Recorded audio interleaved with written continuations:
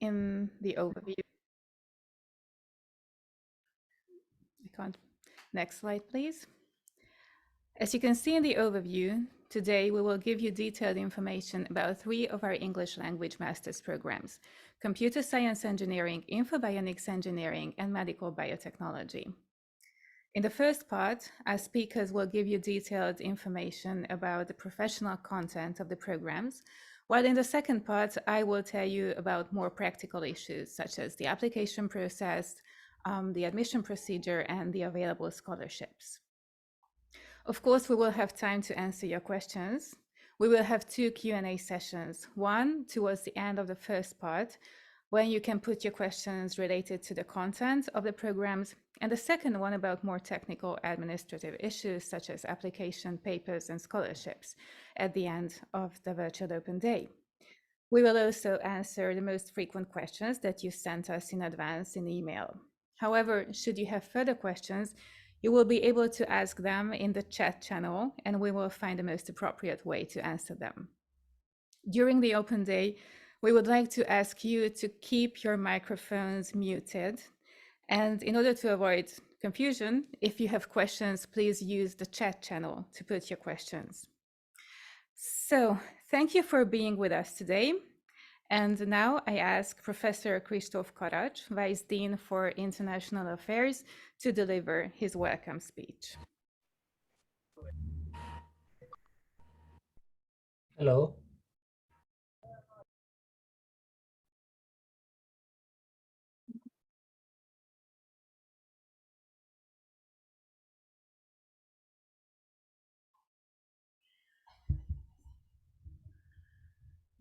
Welcome everyone to this virtual open day in the name of the Faculty of Information Technology and Bionics of the Pázmány ITK Catholic University.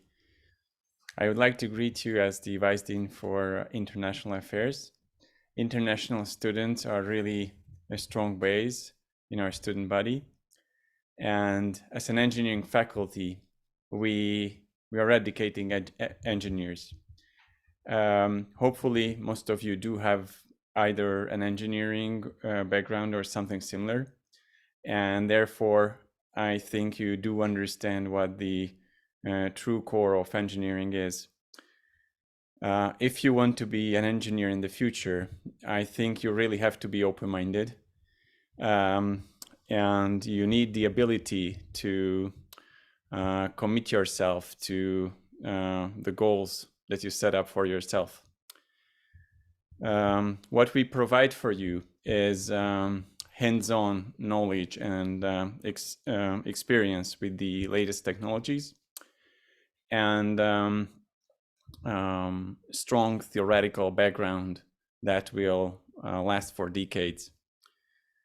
I wish that all of you can enjoy and pay attention to the presentations today. And I encourage you to ask questions at the end. Please do it in the chat channel. And I hope to welcome you as students if we can get your interest. Thank you.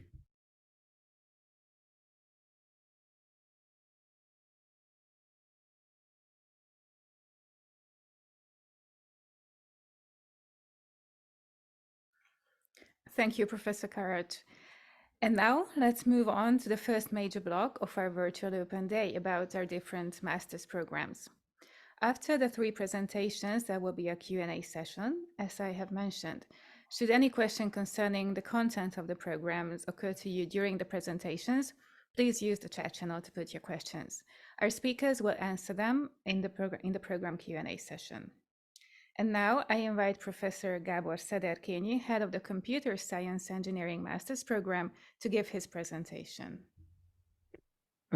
Thank you very much. Good afternoon or good morning. My name is Gábor Szederkényi, and I work as a professor at Pázmány ITK Catholic University. I'm also a computer science engineer, and I'm responsible for the scientific and technical content of the Computer Science Engineering MSc. So I would like to say a few sentences about this training. So engineering is an important part of this course. So it's not simply programming, it's much more than that. And you can see this from the most important disciplinary cornerstones. So the standard part is computer science and the theory of algorithms, but we can say shortly that engineering is a standardized way of the application of natural sciences. And in our case, computer science, mathematics, and quite importantly, physics. So you can see the third and the fourth cornerstones, which are electromagnetism and photonics, which leads to the future of computation.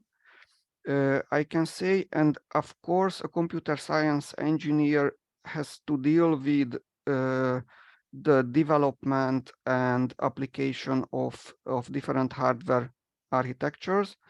So this is the fourth cornerstone. Next slide, please.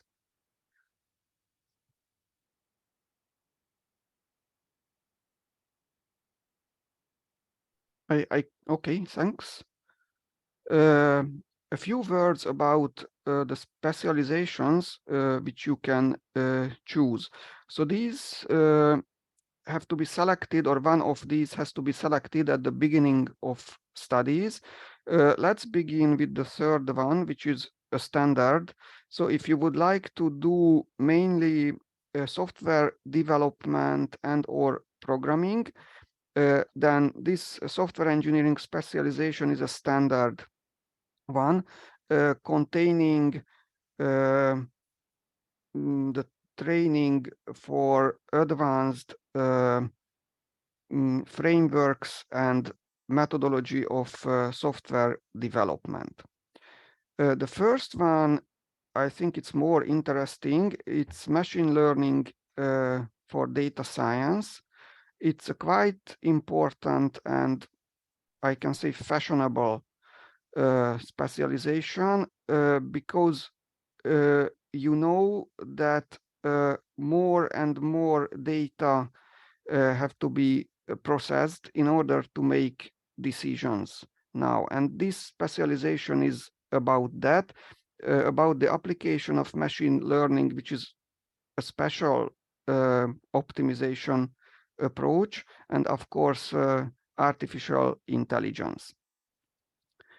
The second specialization is quite close to hardware.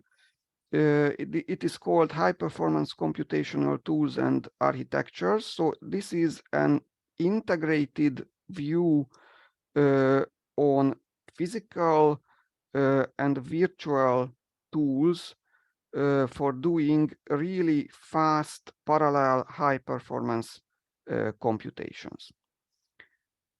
Okay, next slide, please. A few words about the international relations. So we have lots of possibilities to gather experience from abroad. So I just listed a few international partners.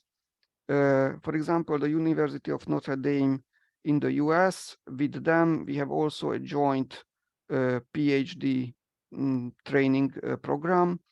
The Catholic University in Leuven, the University of Torino, and we have quite good relations with the University of Bordeaux and the Autonomous University of Madrid. A compulsory part of the studies is internship, and we are in the middle of Budapest, so you have a really wide choice of international and Hungarian companies which you can try for an internship, and you can collect really useful and applicable knowledge during the internship, and after the internship possibly a chance for employment. Next slide, please.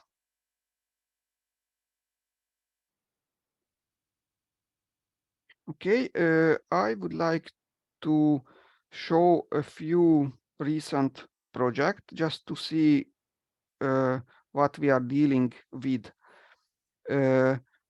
First of all, the faculty has more than 20 research laboratories and research groups, so I just selected very few of them. So the first project is a sense and avoid problem, which was successfully solved at the faculty in cooperation with other research institutes.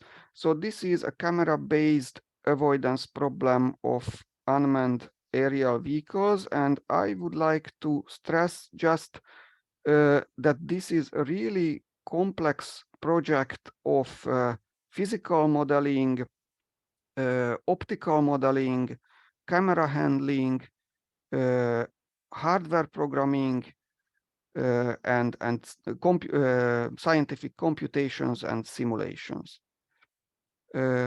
Next slide, please. So this is the hardware in the loop illustration of this project.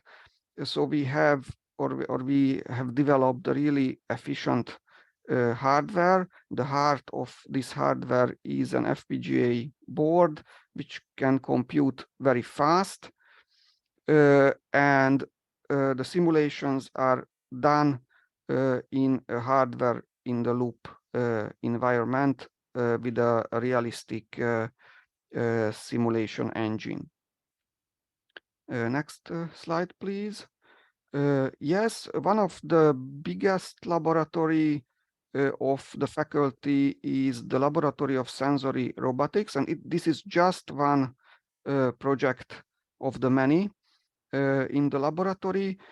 So they developed a three-dimensional tactile sensor, and using this sensor in a robotical environment, we have the possibility to apply a very, very fine force feedback, for example, for the grasping of objects.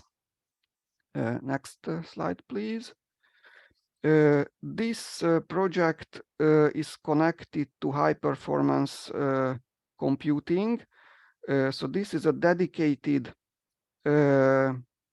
hardware for a very fast processing of visual information. You can see that we could reach 10,000 frames per second quite a long time ago. And the final result of this research and development is a Toshiba camera. Next slide, please. Yes, the spin wave based computing, we can say that this is the future of computation. So this is beyond the common tools of computation. We can build, for example, logic gates or evaluate logical expression using spin wave based tools. We can do very, very efficient signal processing. And of course, processing elements can also be, for example, oscillator based neural networks. So I think that's all from my side, and thank you very much for your attention.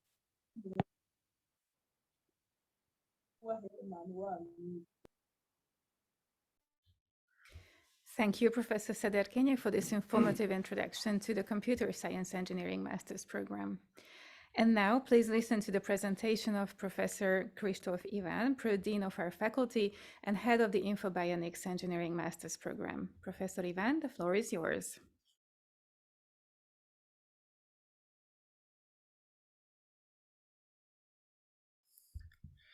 Thank you very much. I would like to welcome everyone and short introduction and a presentation about the Info-Bionics master program, Info-Bionics Engineering master program.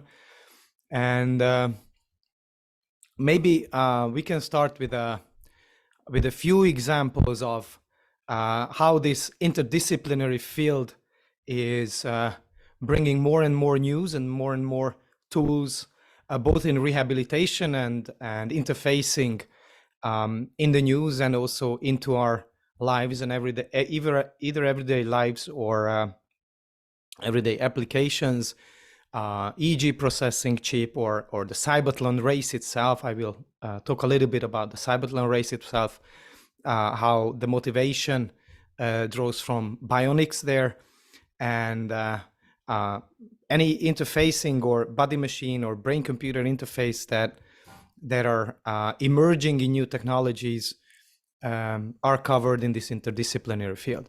So if you look at applications of bionics, for example, Cybathlon, ETH Zurich started this race basically in 2016, started advertising in 2014 with 6 different disciplines, so types of races.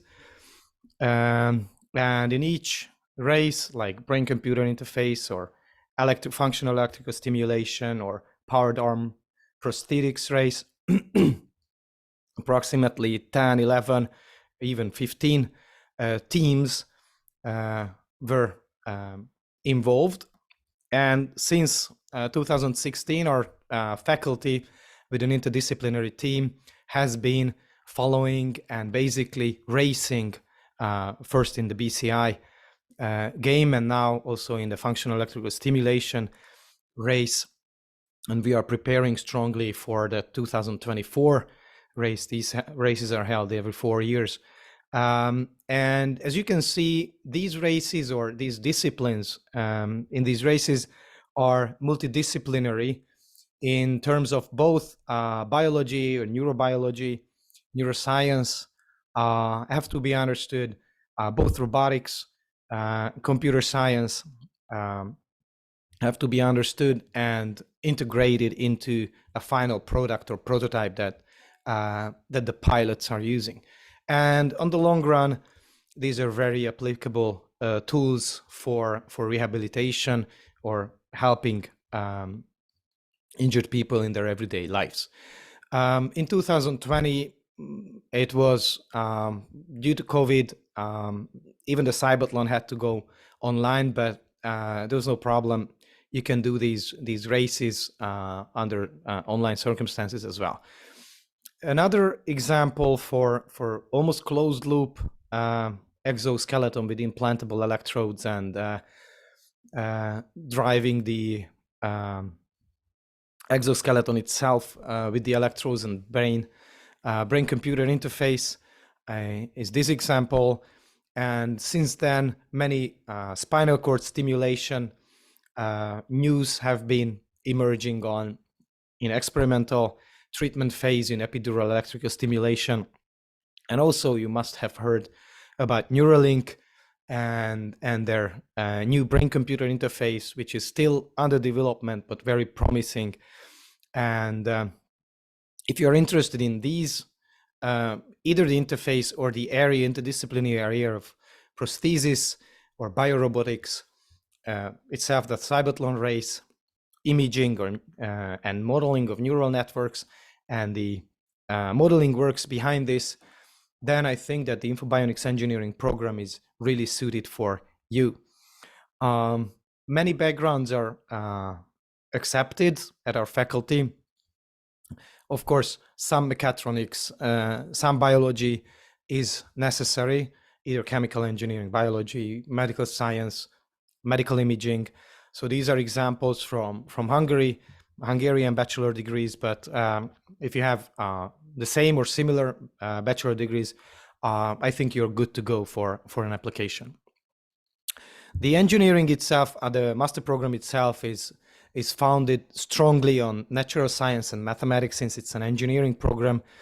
It draws a lot from neuroscience and electrophysiology, of course, electronics and computer science are also involved. So these are basic and foundations that we will need to move on to the specializations, the focus areas, which are in bionic interfaces, bionano-sensors and imaging devices, and in systems biology, where we do modeling.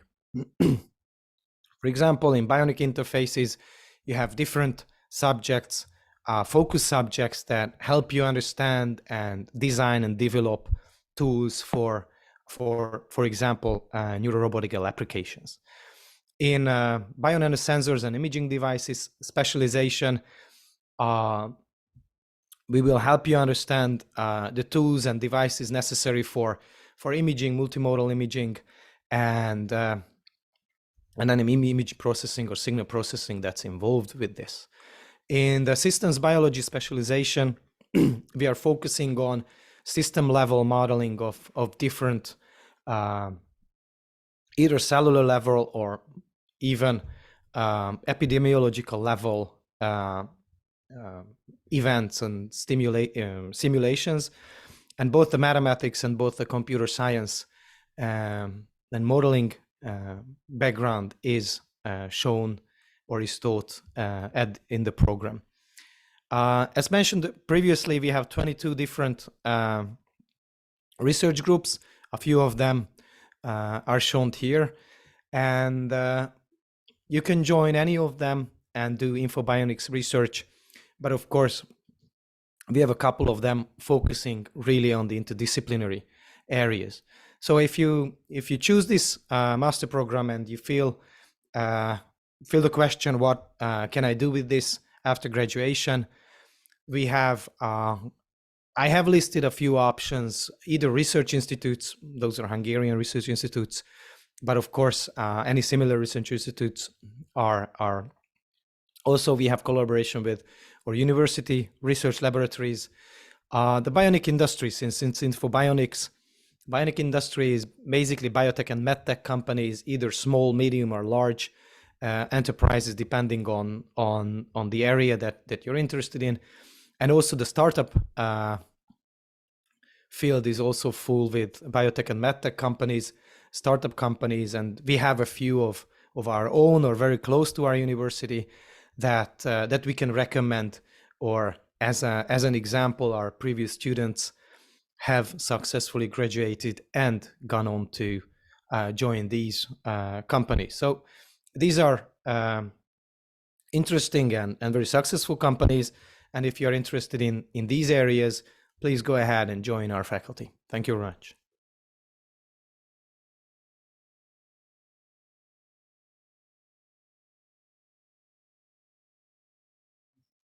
Thank you, Professor Ivan, for your presentation.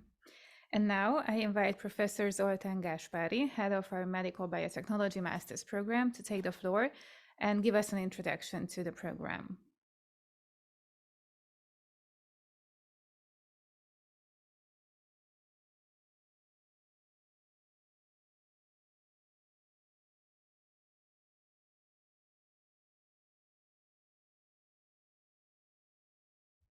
Welcome everyone. I would like to briefly talk about our medical biotechnology master program. So why do we need medical biotechnology? I think we can all agree that medical biotechnology is one of the techniques or fields of the future, but it's even here today. For example, the Nobel Prize, which accidentally was in chemistry, not accidentally, but it was in chemistry, was awarded for a discovery of a system and a tool that can be used in genome engineering and genome editing. And the power of the CRISPR tool is twofold. Basically, from one side, it provides unprecedented precision in genome editing. So basically, you can target one single site in a whole human genome. And on the other hand, it comes from the simplicity of the method. So you only need to apply very, very basic molecular biology techniques to produce a system or to apply CRISPR for genome editing. There are also a number of emerging novel techniques which are used to analyze the mechanisms in living cells and the workings of a genome, which are based on CRISPR, using its very, very potential targeting potential. We are living in still in an epidemic, but let's hope that we are getting out of it soon. But I should not convince any of you maybe that vaccines are of utmost importance. And we are living in a time where it's very, very interesting how novel techniques to generate and prepare and develop vaccines are used. The SARS-CoV-2 vaccines first developed and introduced are RNA-based vaccines, which are the results of research dating back to decades before the pandemic and were developed for quite different purposes at first. But their flexibility allowed researchers to redirect their efforts towards targeting a novel virus that has not been seen before. Fortunately, we have seen similar viruses before, fortunate for us, because we were able to develop treatments and vaccines a bit faster based on this knowledge. But RNA vaccines are just the tip of the iceberg. So there are many, many other techniques in vaccine development and generation that will be used in future vaccines in the next 5 and 10 years. So it's really an exciting area, and you need to combine some immunological knowledge with molecular biology and also some aspects of engineering, which is really, really fascinating. Personalized medicine is getting more and more attention.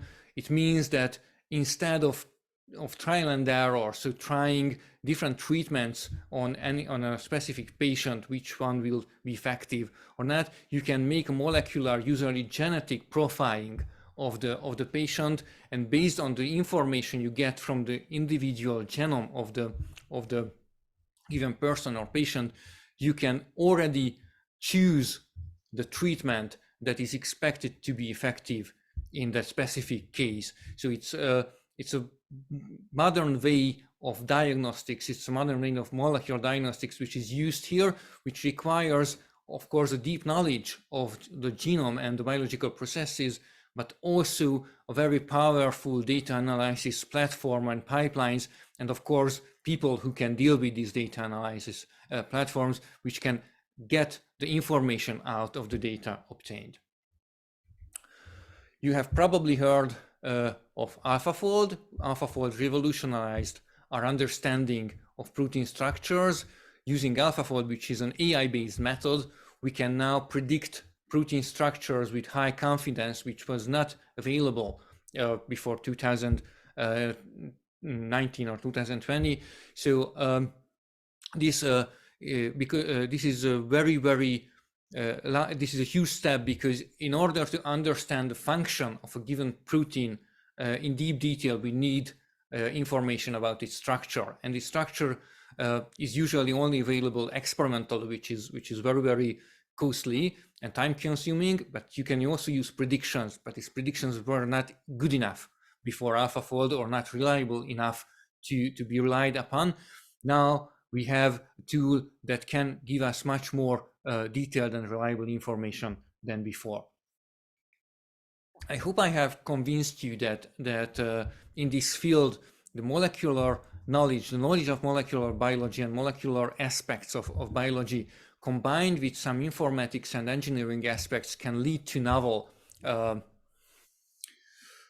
treatments, novel concepts, and new developments. That is why what we would like to train you in our molecular biotechnology, medical biotechnology master program. So we have courses in, courses in advanced molecular biology, physiology, stem cell biology, and so on. We have 2 specializations on this program. Molecular biotechnology is basically for people who would like to work in a laboratory environment, and applied bioinformatics is mainly for computer people. It's important that the specialization itself not determines your choice of research topic, it determines your your final exam before your thesis work. So it's not restrictive in that sense. We have a compulsory internship that you can do at a company or a research institute, and for the thesis work you can have a wide range of choices, even also from internal laboratories. Most of them were introduced by my colleague Dr. Kristóf Iván, but also at laboratories at Semmelweis University and other cooperating institutes. So the choice of research topics is really wide. After graduation, you can pursue either a PhD or go into research, but it's not necessarily to remain to research. With that knowledge, you can also go into industry. There are companies in medical diagnostics, or you can even start your own venture. Why study medical biotechnology at us? Because we think we provide a unique and up-to-date combination of research experience and education. All our lecturers are active researchers in their areas, so they can provide you up-to-date information. Lecturers from Semmelweis University brings you the experience that is needed from the clinical sciences, and we have a wide network of cooperating research groups and institutes. And we like to think of ourselves as a very, very friendly faculty, which hopefully welcomes many of you in September. Thank you very much.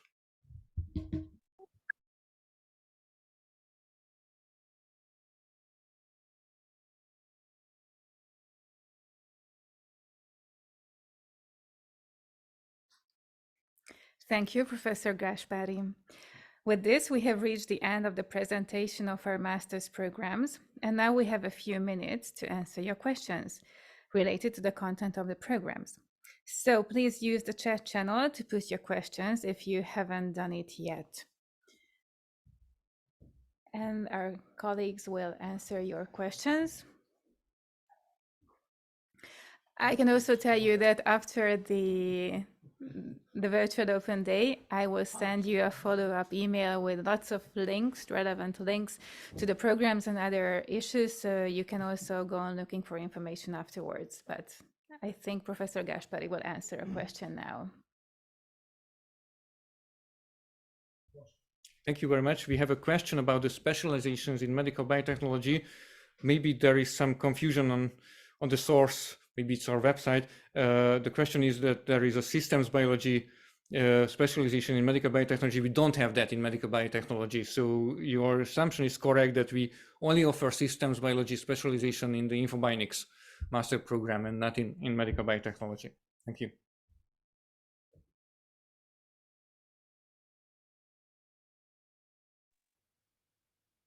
Okay, I can see a question on computer science engineering. Can I answer that? So it was, is it possible to apply for a master's degree with an electronic and embedded system BSc degree? Yes, it's a perfect BSc degree for computer science engineering. So the answer is a definite yes. Okay, we have other questions as well. One question is related to studies in Hungarian language. All our master's programs are only offered in English. Even our Hungarian students do their studies in English. So obviously you can use Hungarian during your studies, but the language of instruction is English. I will talk about entrance exams later.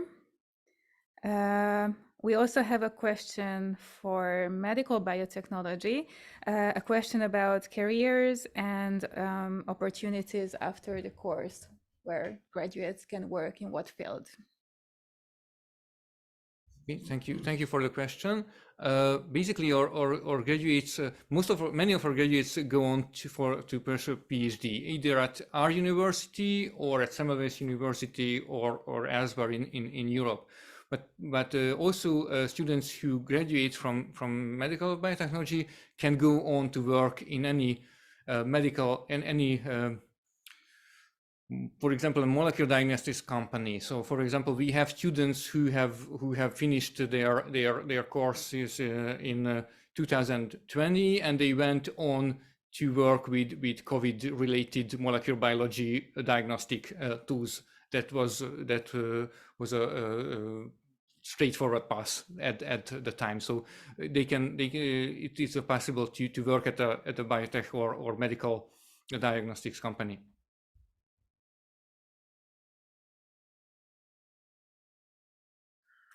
We also have a question about our laboratories. There is an applicant interested in the microdialysis and pharmacology laboratory. Can we have an answer about this laboratory? Yes, so the microdialysis laboratory is dealing with both in vitro and in vivo tests on mice and even rats. It's located in the Natural Science Research Center in Budapest, and you can find their short introduction info on our webpage at the Jedlik Laboratories category or group. Yeah, I cannot like show the link, but yeah, thank you.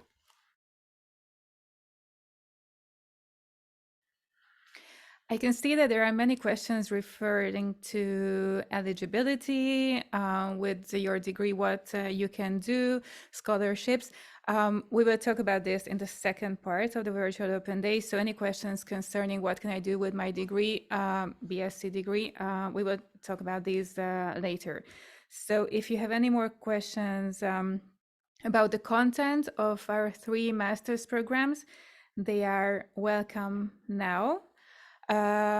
Otherwise, I will send you lots of links in an email tomorrow where you can go deeper in the content of our master's programs, and you can find lots of information on our website and in short videos that you will be able to watch afterwards. Okay, as I can see, we have no more questions now. Thank you for the ones who have put their questions. If you have any major interest, even after our event, you can contact us by email. And before finishing the block, we have a student testimony as well to share with you. We are glad that Munaf Al-Maklouf accepted our invitation to join us today. Munaf is a student of our Medical Biotechnology Master's Program and a recent awardee of the Stipendium Hungaricum Excellence Award. Munaf, the floor is yours.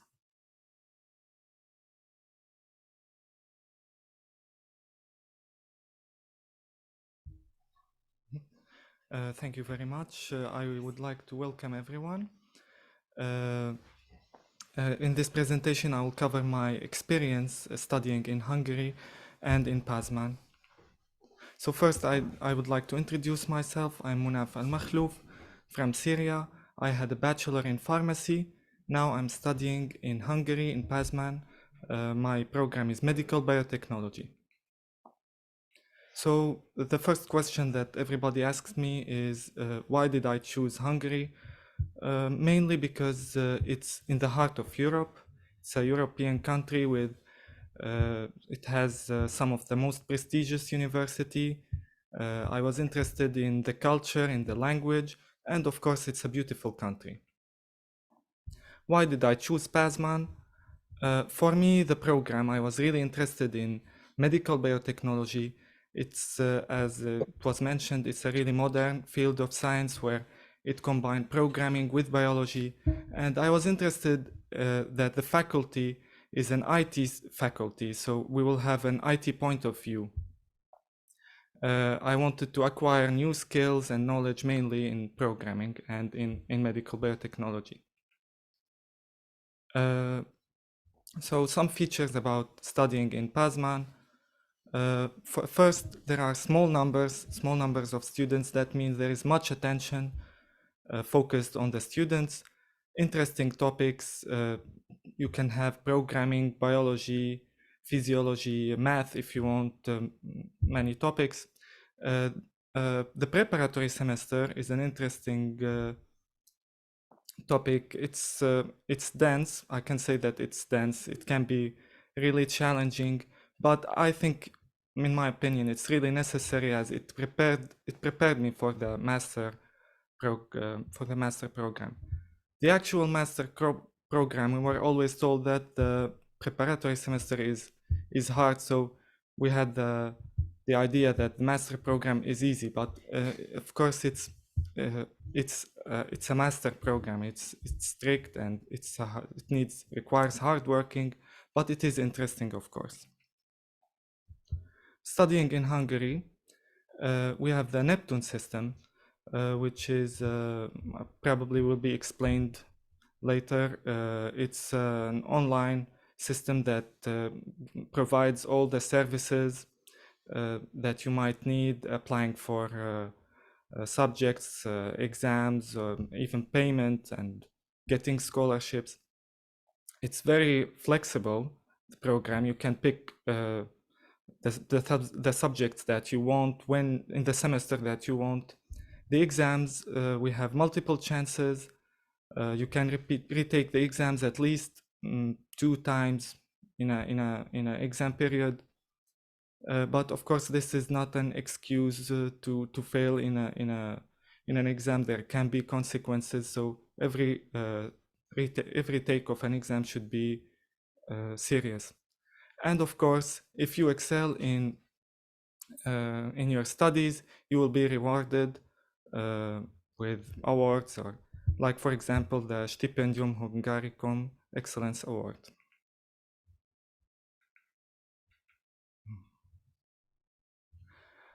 So Pázmány is good.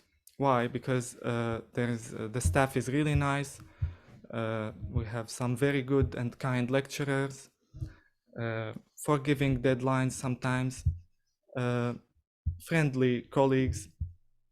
So since it's a small university, the atmosphere is like a small family. Interesting international community, although it's small, but you will get a lot of interesting relationships. Helpful mentors. There is a mentorship system. The university provides you with a mentor that will help you living in Hungary and dealing with your with what you need. Also, the university might organize some events and activities that are fun and enjoyable.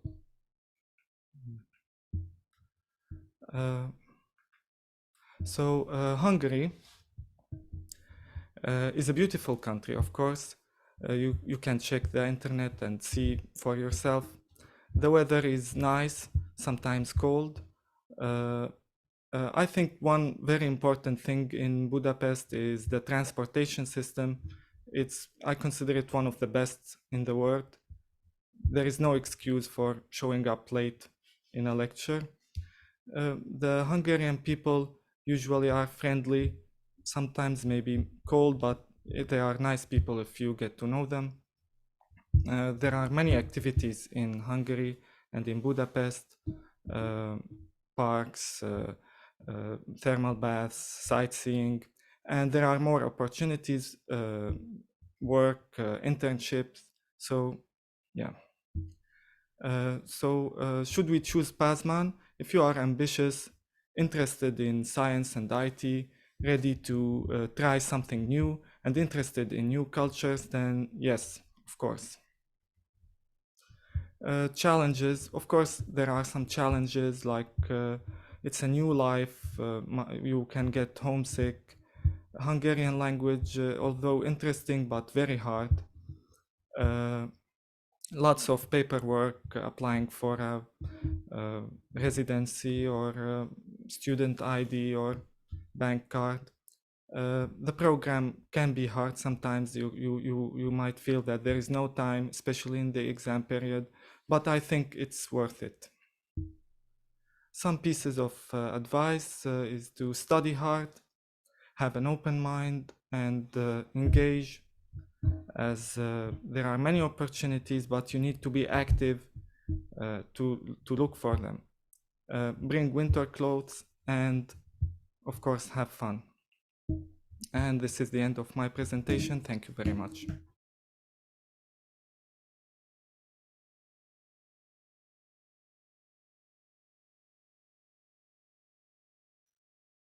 Thank you, Manav. I don't know about you, but it seemed pretty convincing to me.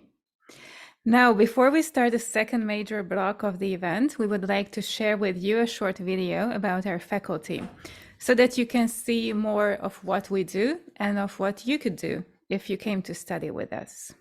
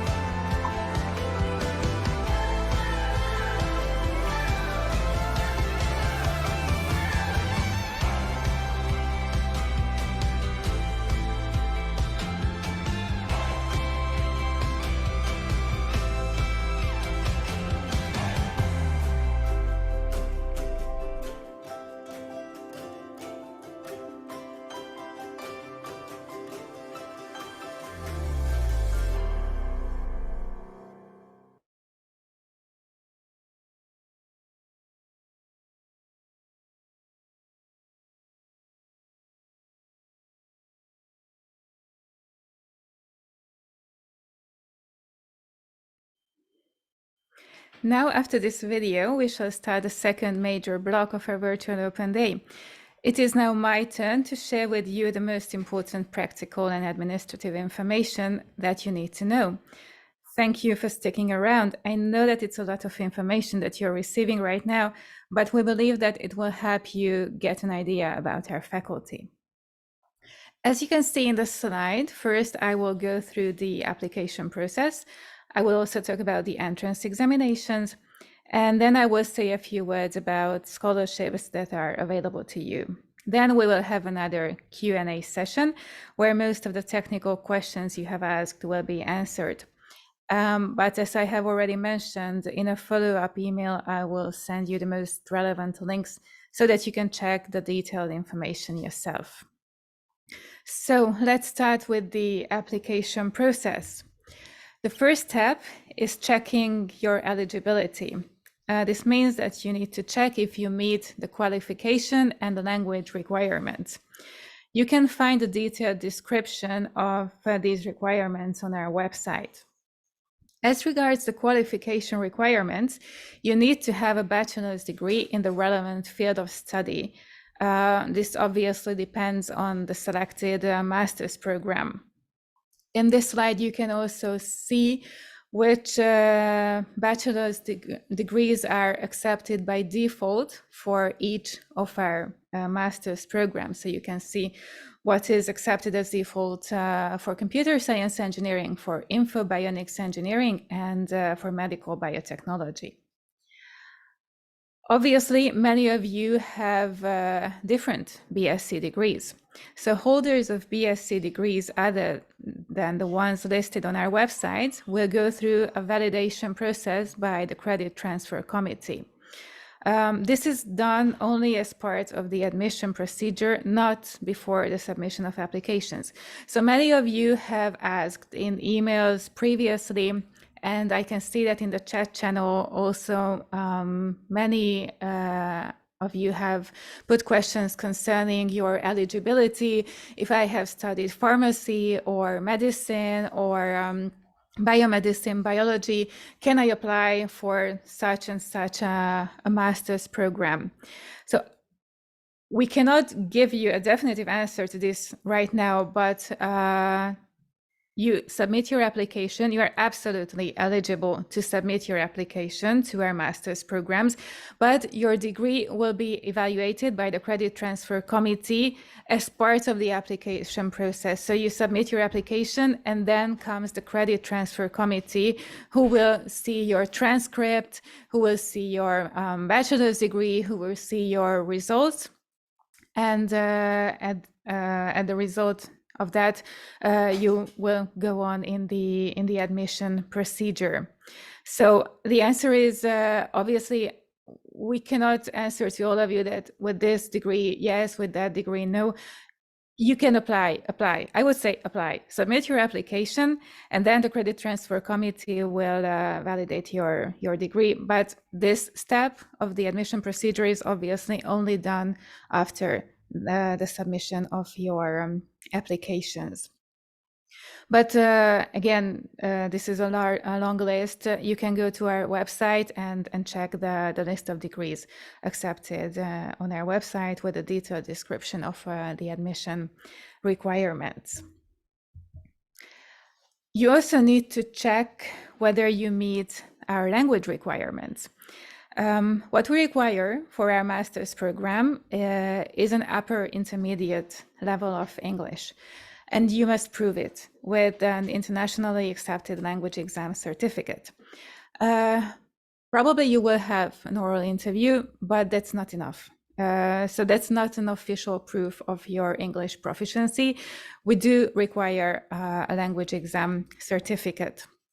Even some of you said that you took some test of English at your university. That is not enough either, so we need language exam certificates. But if you don't have them now, you can still submit your application and then do your language exam and submit the certificate later as a missing document. So if that's the only obstacle in your way of application, then please submit your application and then do your language exam and send us the successful exam certificate later. In Europe, we use the so-called Common European Framework of Reference for Languages, which is abbreviated as CEFR. And according to this classification, we require a B2 level. On this slide, you can also see what this means in terms of scores of the main internationally recognized English language exams. If you have already passed a language exam, you can also check and compare your results with the CEFR levels by clicking on the link that you can find on our website in the relevant section. As you can see, two of the most widely known language examinations are IELTS and TOEFL. You can see what scores are needed as upper intermediate level of English. If you don't have a language exam certificate yet, we recommend that you try the so-called Euro exam, which is also an internationally acclaimed language exam, and it can be done online, and we accept it, so that's a great advantage. To answer a question that some of you have asked us before, we do not accept Duolingo certificates. So it is not yet an internationally acclaimed language exam. So no, Duolingo certificates are not accepted. Go for IELTS, TOEFL, Euro exam. As you can see, there are also exemptions from this rule. You do not need to present a language certificate if your mother tongue is English, obviously. If your bachelor's or master's program was taught entirely in English, or if you have a qualification of at least bachelor's level obtained in a country where English is one of the official languages. Then the second step is submitting all the required documents, as well as completing the online application form. So here you will see a list of the documents that you must hand in as part of the application. The first one is the application form. This only refers to self-financing students. So if you apply as a scholarship holder, so you apply for a Stipendium Hungaricum or Scholarship for Christian Young People, then you do not need to fill in this application form. While if you would like to study at our faculty as a self-financing student, then you need to complete and submit our application form. You can find a link on our website. Obviously, you need a bachelor's degree to do your master's program. I just want to touch upon this topic now because we have received many questions about degrees.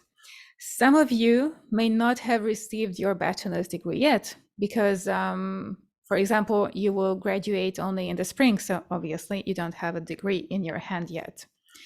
In this case, you can submit your application, there's no problem. If really this is your case, then what you have to do is that right after your graduation, you need to ask for an official certificate from your university saying that you have graduated and that you will receive your degree shortly. Then you have to send us this degree certificate, and you must present your bachelor's degree in the original when you come to meet us on the day of your enrollment. So if you don't have your bachelor's degree yet, you can submit your application, but what is important is that you must have your bachelor's degree in your hand on the day of enrollment, because otherwise you won't be able to enroll and you won't be able to start your studies. We will also ask you to send us an academic transcript of records of all the courses and subjects that you took. You will have to upload a proof of English language proficiency, which we have just discussed in the previous slide. And we'll also ask you to send us a motivation letter. Well, you may be tempted not to give real importance to the motivation letter, but we do find it important because it gives us a first impression of what your motivation is, why you want to come and study at our faculty, what your future career plans are, and what specialization you are interested in. This will also serve as the basis of the oral interview that you will do with two of our professors. So please give importance to the motivation letter. It can help a great deal in your admission procedure. You will also have to hand in a copy of your passport and a small passport size photo of you. And a reference letter is also recommended. It's not compulsory, but if you can get one from a teacher of yours or from an employer of yours, that is really a good point. And last but not least, if you apply as a fee-paying or self-financing student, you must also submit a proof of the application fee transfer.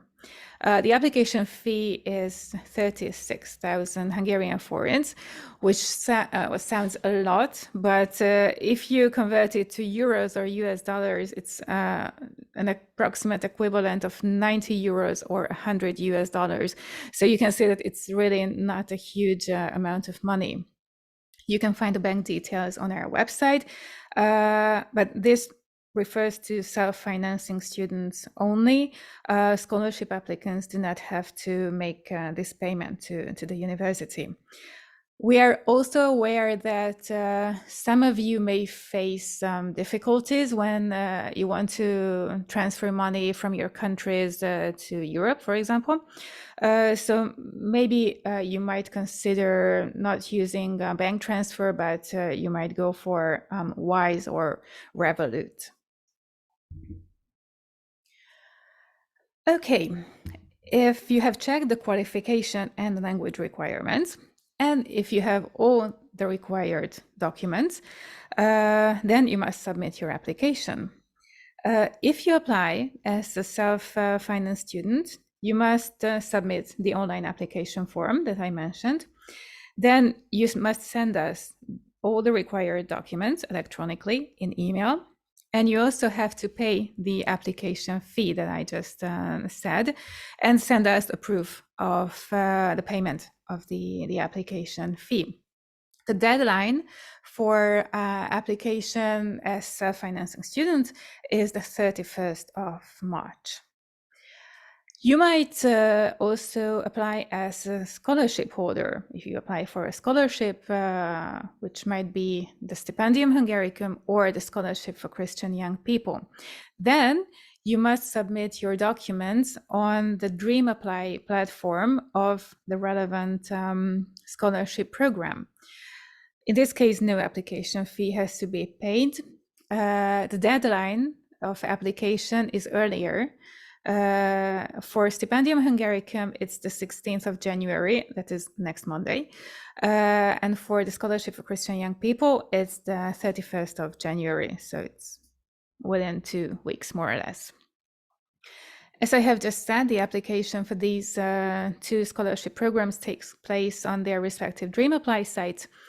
On the website of the scholarship schemes, you can find useful information that can help you with the application process. So you can find the calls for applications and also an application guide in the case of Stipendium Hungaricum, which is really worth reading if you are trying to apply.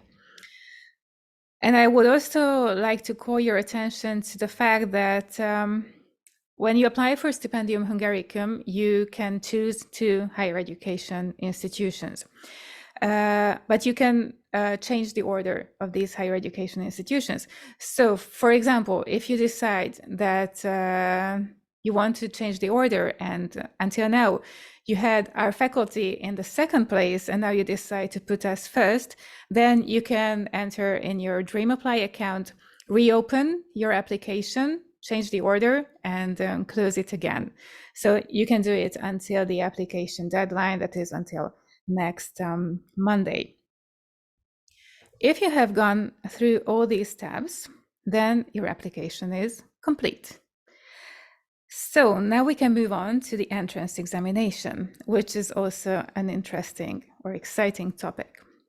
If you complete all the steps just mentioned and submit all the documents in order, then the evaluation committee will revise your material. And if they consider your application acceptable, then you will be invited to an online written test. You will have to take the test on one of the university's online platforms, which is known as Moodle. And the test will feature multiple choice questions when you have to choose the correct answer of, let's say, 4 options. It may feature definitions, and there will also be short essays. We cannot provide sample tests from previous years, but the list of topics and subjects required for the entrance examination can be found on our website, and it will be enough for you to prepare for the entrance examination. If you get a sufficiently high score in the written test, then and only then you will be invited to an online audiovisual interview with 2 of our professors. They will ask you about your studies, your professional background, your motivation, your thesis, your scientific interests, your future career plans. Of course, this is not an exhaustive list of the topics that can come up in the interview, but it gives you a good idea of what you can expect. Some of you have asked about the date of the entrance examination. More or less, the written test will take place in April, and the oral interview can be expected around the end of April and the beginning of May. In this slide, you can see which subjects form part of the entrance examination of each master's program. As I have already mentioned, on our website, you can find a list of topics of each subject, and that will be enough and quite comprehensive for you to prepare for the exam thoroughly. Many of you have asked whether your bachelor's degree and your professional experience are sufficient for admission. The answer is no, because the entrance examination cannot be skipped. So all our applicants, without exception, have to go through the entrance examination. The next topic that has to be mentioned, because it is undoubtedly an important factor to be taken into account, is the tuition fee. In this slide, you can see the tuition fees payable for each of our master's programs. Obviously, this refers to self-financing students. You can also find this data on our website. The reason for which I want to mention the tuition fee now is that it's an important factor when it comes to your admission, because if we admit you to our master's programs for the next academic year, then you will receive a letter of admission if you come to study as a self-financing student. But we can only issue this letter of admission to you after you have paid the tuition fee for the first semester. Why is this important?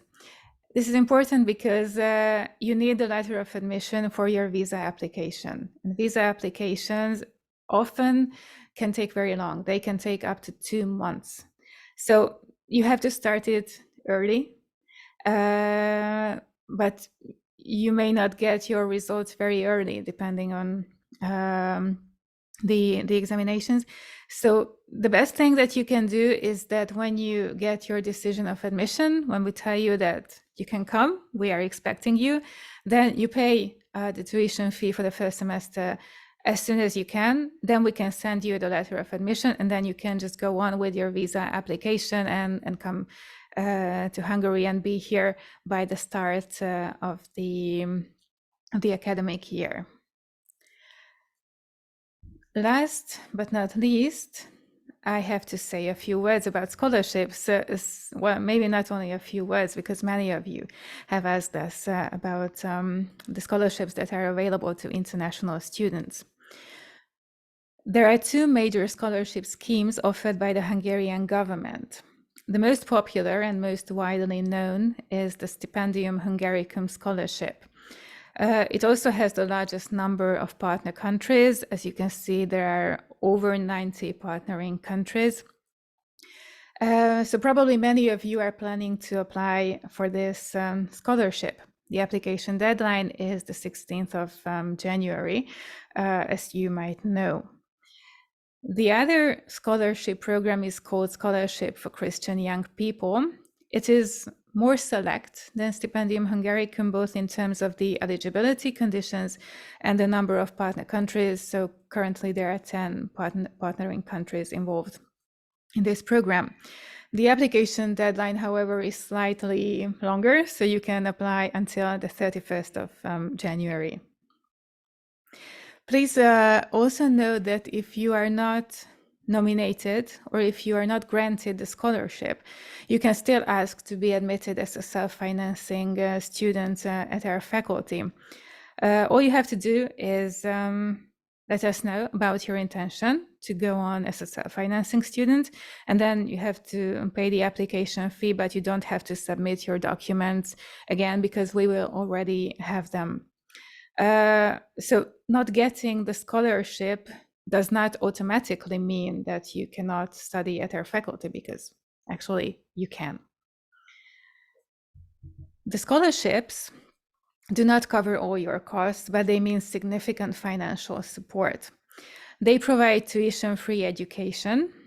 You also get a monthly scholarship for your living expenses, which is, in the case of Stipendium Hungaricum, 43,700 Hungarian forints. You also get a monthly contribution to accommodation costs, also known as housing allowance, or you are offered accommodation in a dormitory. And you also receive health insurance. You are entitled to the Hungarian state health insurance, and you also get a compulsory insurance from the university. So this is significant financial support, but it's true that it does not cover all your costs, so you will have to finance the remaining part of your expenses yourself. Another frequent question is related to housing. The university's dormitory is being built. We really hope and expect that it will be ready by September when you will start your studies at our faculty. However, if it's not ready by then, we will help you find accommodation in rented flats in the neighborhood of the university.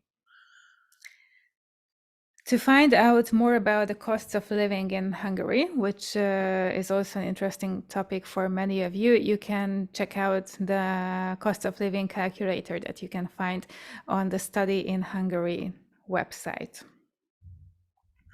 And before moving on to the frequently asked questions and their answers, I would like to suggest that you check out the information available on our website and social media pages. In this slide, you can find the most relevant links. I have already mentioned, but I will emphasize again that really you can find almost all the information that you need, if not all the information that you need on our website.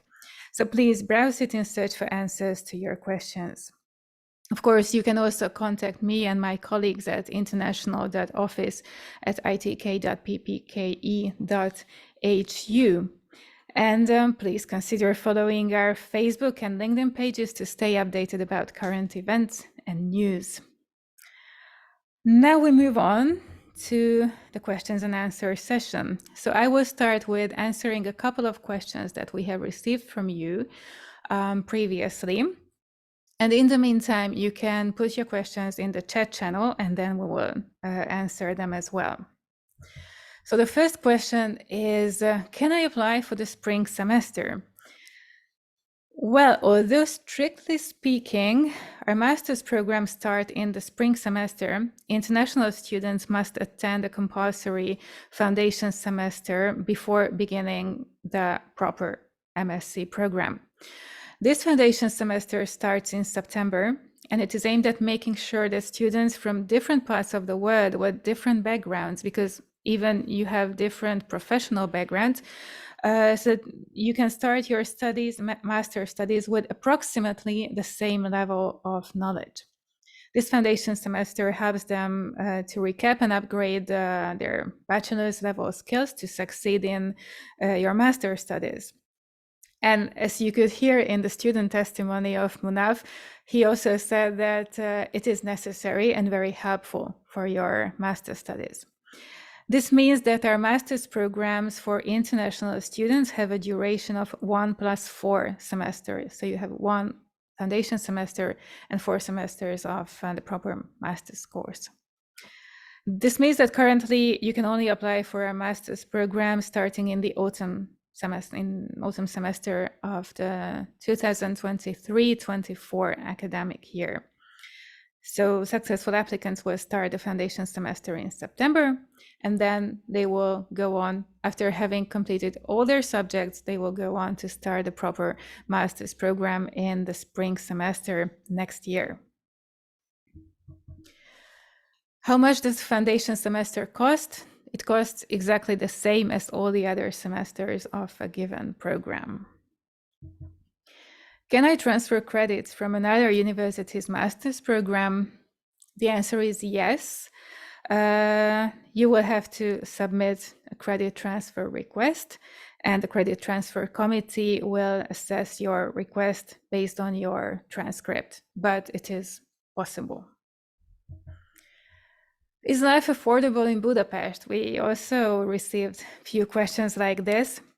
I have to say that in overall, prices are lower in Hungary than in Western Europe, but obviously this question is pretty relative because it depends largely on your financial possibilities. So I would recommend that you check the Study in Hungary website, where you can find the costs of living calculator, including the most common expenditure categories, and that will give you a basic idea of how much life costs in Hungary and in Budapest. You can also find some pieces of information concerning this on our website. Can I work during my master's studies? If you apply as a self-funded student, then there is no official limitation regarding the number of hours that you can work. If you are a scholarship holder, then the question is different because the operational regulations of the scholarship programs put a limit to the number of hours per week that you can work. In the case of Stipendium Hungaricum, this limit is 30 hours per week. And in the case of Scholarship for Christian Young People, it's 24 hours per week. However, you must take into account and please pay heed to what I'm going to say now, that our master's programs are quite intense and they require students to put substantial work and energy into their studies. And they don't have much time left for work. If you decide to look for a job, you can do so, but you will have to meet the same study requirements as all the other students. Therefore, it's important to consider this question taking into account that any part-time job should not have a negative effect on your study results. If I'm not selected, is there any other option for scholarship? Is there any scholarship available other than the two programs that I have mentioned? No, there are no other scholarships for international students, unfortunately. However, if you don't want to study as a self-funded student, because you can always do that, then you may apply every year until you succeed. So if you don't get your stipendium scholarship this year, you can apply again next year and then next year until you succeed. This is a recent question. When I try to apply for the scholarship and set my nationality in the Dream Apply site, I cannot find the master's program that I want. Why is that? This may happen. This specifically happened to a Nigerian applicant. The reason for this is that the list of study programs that are available to you depends on your country of origin. Your country has decided for which programs it is ready to send students to study in Hungary. And only those programs defined by your country are available to you in the application system.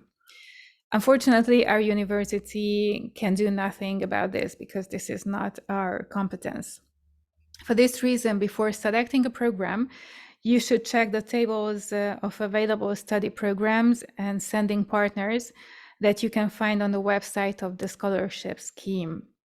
If your desired program is not available to you with a scholarship, you can still apply for it as a self-funded student.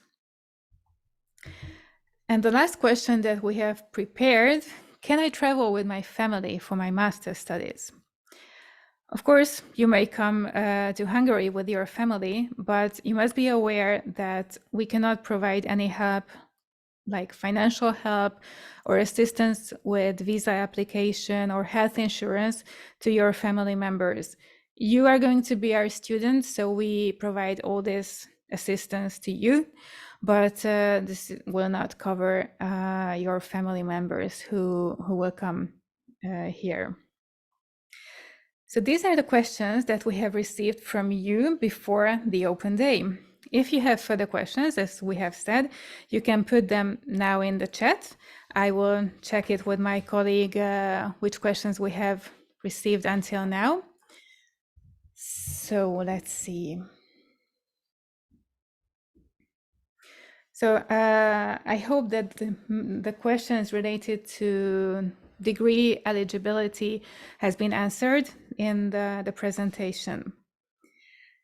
So TOEFL, can it be accepted? Do we have to submit the original and its translation to the SH online application? And who should the letter of recommendation be addressed to? Well, starting with the letter of recommendation, you can address it to the university. It's good if it's personalized. So like if you apply to the University of Debrecen, then it's not really practical that you send us a letter of recommendation addressed to the University of Debrecen. It should be customized. You can You can upload your documents in a scanned electronic version, obviously, but we will ask you to present to us the original documents on the day of your enrollment. Yes. If you another question refers to submitting your transcript later. Practically the same applies to uploading your transcript as to your bachelor's degree. It's always the best to have everything in order and to submit everything right now, but we can accept missing documents later. But if it's manageable to get your transcript before the application deadline, then it's also the best. Also because probably you know that in the scholarship application process, you submit your application and first your application is evaluated by your sending countries. So it might be a disadvantage for you also in the eyes of your sending country if you don't have all the documents. So it's better to have everything, as many documents as possible. Okay, let's see other questions. Okay, let's see. Are there entrance examinations for Hungaricum scholarship? We have entrance examination for all applicants. It doesn't matter whether you apply as a self-financing student or you apply for a scholarship. We will invite all the applicants to the entrance examination. So there is no exception for this. Unfortunately, Munaf is not with us now, so there is a question for him. I can try to forward the question to him later, but he won't be able to answer this question now. The question about dormitory and rented flats. If you get a dormitory accommodation, then you don't get money. So you don't need to pay for the dormitory, but you will be able to stay there. If you don't get a dormitory accommodation, then you will have to pay for the rented flat. You can also find, as you could see in the slide, the housing allowance is 40,000 Hungarian forints per month. You can find on the Study in Hungary website examples of how much a rented flat or how much a rented room costs in Budapest. So I would suggest that you check the Study in Hungary website where you will find the answer. Should the transcripts be in English or are they accepted in French? Well, we don't accept them in French. We need them in English. So if you have a degree or a transcript or other official documents in any language that is not English, then we will need the original one and also an official translation into English, because only that is accepted. A question about the entrance examinations. When will the entrance examination begin? As I have mentioned, the written examination can be expected in April. And if you pass the written test, then you will go on to the oral interview, which will also start towards the end of April. So there won't be a big difference between the two, but it may also be the first part of May. Yes, there was a question about a partnership with government. The university itself does not have partnership with the governments of other countries. By the way, our university is an institution owned by the Catholic Church. So we are not a state-owned university. This is also a difference. But governments usually have treaties with each other. So, for example, in the case of our scholarship programs, then the agreement is between the government of your country and the government of Hungary, but not with our university. Okay, when will the results be announced? That's another question. Well, we will have the results of the entrance examinations, let's say by the end of May, beginning of June. But if you want to apply as a scholarship holder, then you must know what the process is like. That after the entrance examinations, our professors and the admission committee decides who are the students that we would be willing to admit to our university. If these students are self-financing students, then it's easy because then we can inform them of the decision right away. And so then around the end of May. If these students that we would like to admit to our faculty have applied for either Stipendium Hungaricum or for the scholarship for Christian young people, then we will send their list to the Tempus Public Foundation, which is the entity managing the scholarship programs. And then it is the public foundation who will decide who gets the scholarships. So we decide who is professionally good enough and promising enough to start the program with us, but the final decision about the granting of the scholarships is not in our hands. So then this issue will go back to the Tempus Public Foundation, and then they will decide. Usually it is around the end of June and the beginning of July when the public foundation sends us their final decision of who got the scholarship to study at our university. But as I have said, our self-financed students, they will get the results earlier, around the end of May, beginning of June, because in their case, the process is more straightforward. How many students get accepted in the Stipendium Hungaricum scholarship? We have a quota that we can get 10 scholarship holders with Stipendium Hungaricum and 10 with the scholarship for Christian young people. So we have a quota of 10 for each program. We can have 10 with Stipendium and 10 with SCYP. But obviously this refers to the study programs. So we can accept 10 students with Stipendium for Info-Bionics Engineering, 10 with Stipendium for Computer Science Engineering, and 10 with Stipendium for Medical Biotechnology, and the same holds true for a scholarship for Christian young people. The technical side of the online examination is that we have a platform called Moodle. You will have to log in that platform, and there you will find your test.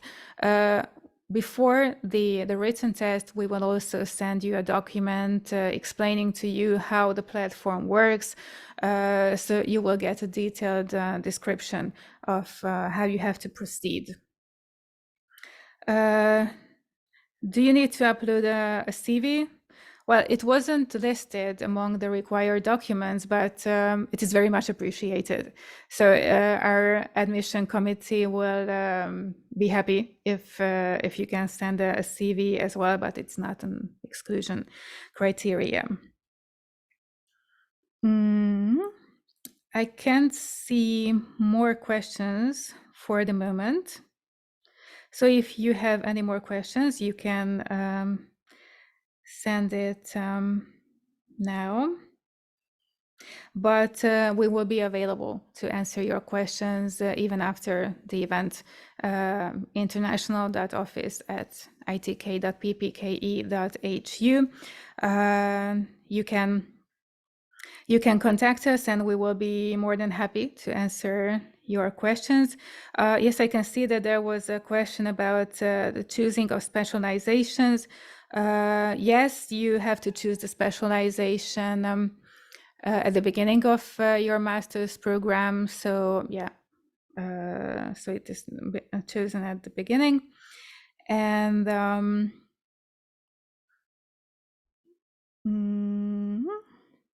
what else? I think I can see no more. Duolingo English test. I think I have mentioned it in the presentation that we do not accept Duolingo tests because it's not an internationally acclaimed language examination. So let's see if any more questions arrived.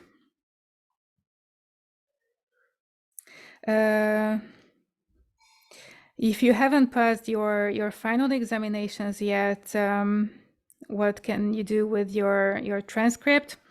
Well, at least in Hungary, you can always ask for a transcript of the subjects that you have taken until now. So that's also an option. And then when you graduate and when you finish your studies, then you can ask for a complete transcript with the degree certificate that I mentioned, and then you can submit it then later as a missing document. But it's always good to have at least a transcript that is valid at the moment that you are requesting it. When will the preparatory semester for Info-Bionics Engineering start? All our preparatory or foundation semesters start in September.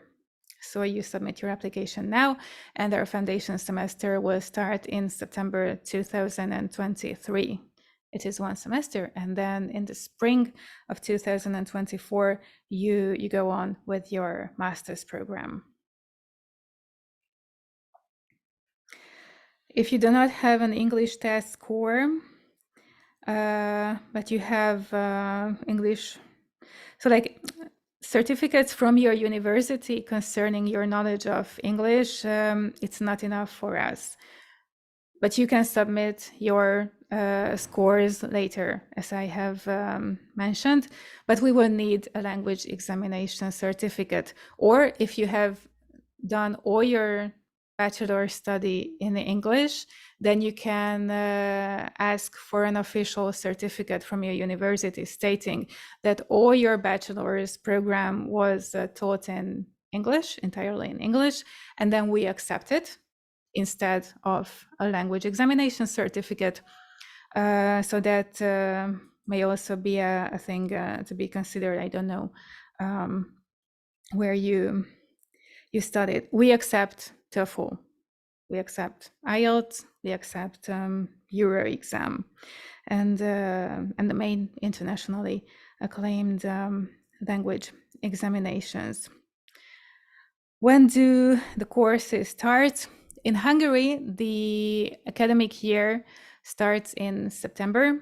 Usually the first week of September is like a registration week, or in the case of international students, it's a welcome week when we give you all the information that can help you get started in Hungary. But already in September you have lectures. And then the first semester, the fall semester usually ends around the beginning of February, end of January. And then in February, the spring semester starts and it goes on until June practically. So this is how the academic year is structured in Hungary. Do you have any more questions? Really, don't worry. If you don't remember your questions now, you can contact us in email and we'll answer them. In the Stipendium online application form, you need to write a motivation letter. Can you write more than the character limit? I don't know exactly whether technically the system will let you write more. I doubt it. So I think it's better to stick to the character limit of 3,000 characters. You will need to be concise, but I'm sure that you will make it. There will be no problem about it. So, as I can see, we are not receiving more questions now. So, with this, we have reached the end of our virtual open day. I hope that you were able to follow this massive wave of information. Actually, you have quite a lot of merit. Thank you for participating in this event, and we are looking forward to receiving your application and to welcoming you in September as our new students. Thank you.